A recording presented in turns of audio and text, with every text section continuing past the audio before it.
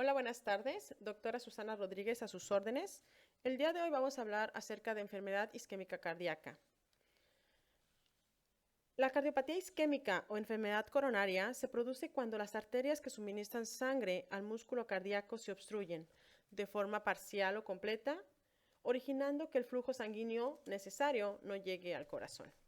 Se puede expresar con la presencia de angina, ya sea estable o inestable, como muerte cardíaca repentina, así como infarto agudo del miocardio.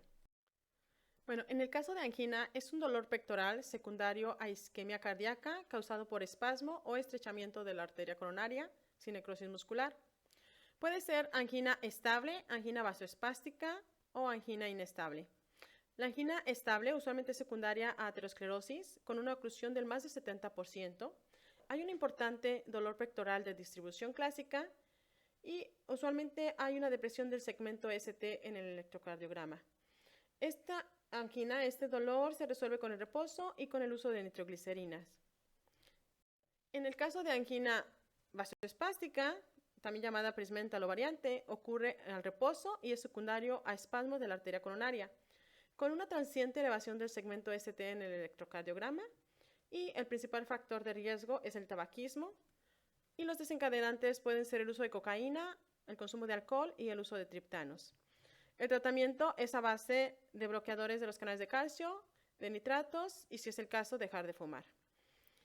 En el caso de la angina inestable, hay una trombosis con obstrucción de la arteria coronaria de forma incompleta. Puede haber o no depresión del segmento ST o inversión de ondas T. No hay elevación de los biomarcadores cardíacos, a menos que sea un infarto sin elevación del segmento ST.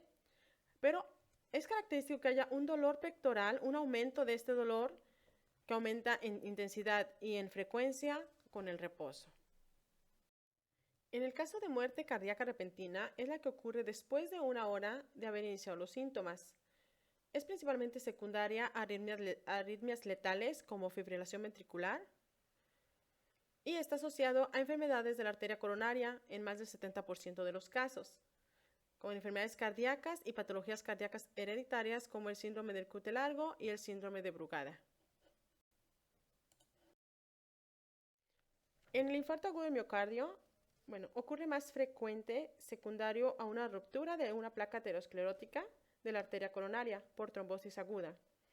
El diagnóstico se establece con aumento de los biomarcadores cardíacos, CK-MB y las troponinas.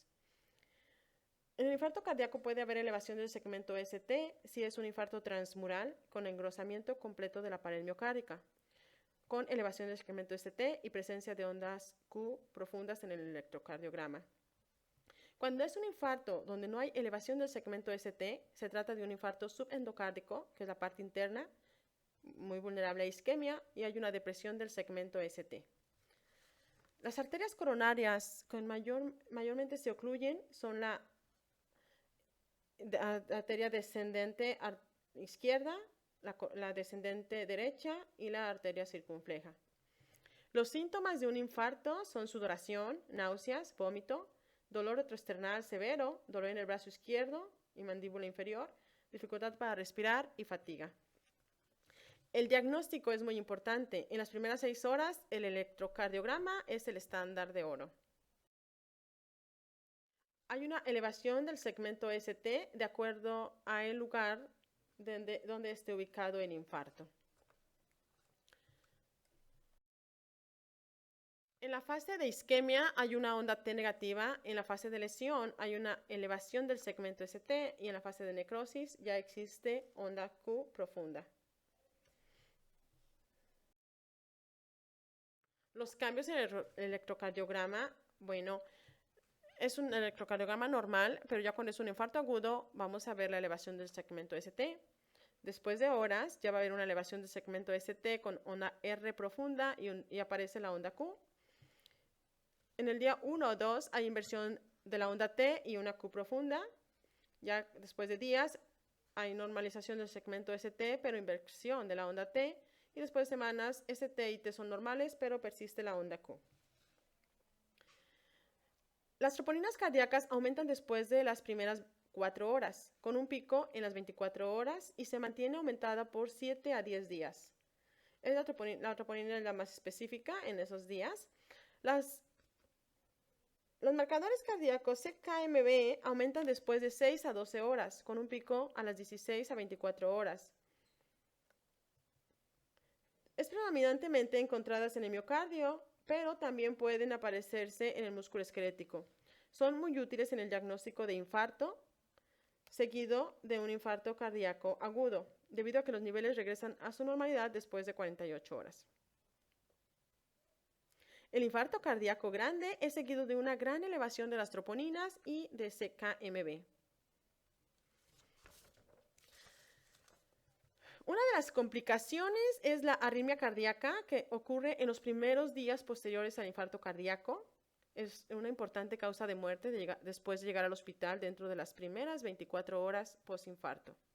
También una de las complicaciones es la pericarditis fibrinosa postinfarto, que ocurre de 1 a 3 días postinfarto. La ruptura muscular papilar ocurre de 2 a 7 días postinfarto. Y hay mayor riesgo por un suplemento singular de la sangre en la arteria descendente posterior. También puede haber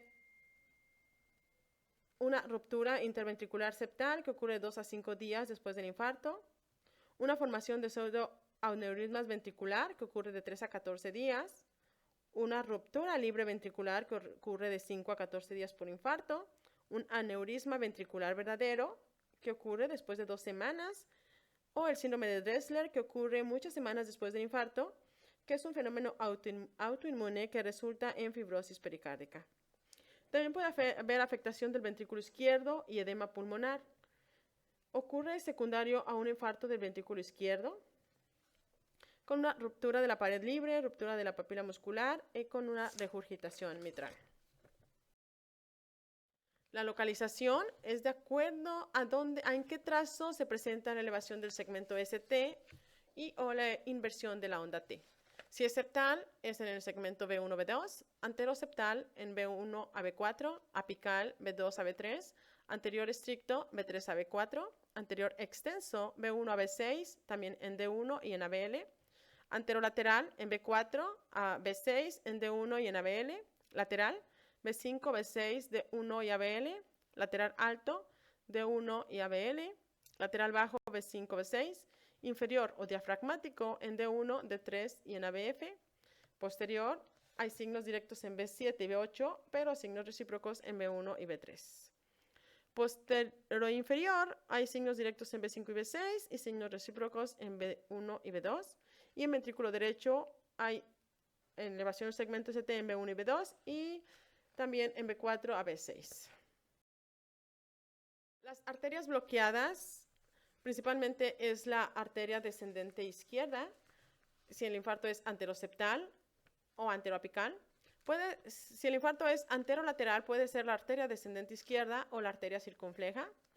Si es lateral, la arteria mayormente dañada es la arteria circunfleja. Si es inferior, es la arteria coronaria derecha. Si es posterior, es la arteria descendente posterior.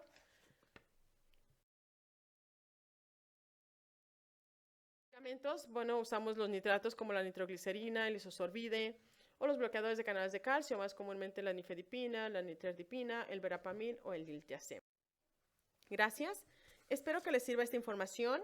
Cualquier duda, estoy a tus órdenes. Voy a seguir subiendo más videos, algunos exclusivos para médicos y algunos para la población en general. Mándame tus comentarios, qué temas te gustaría saber y con gusto te los comparto. Que estés bien.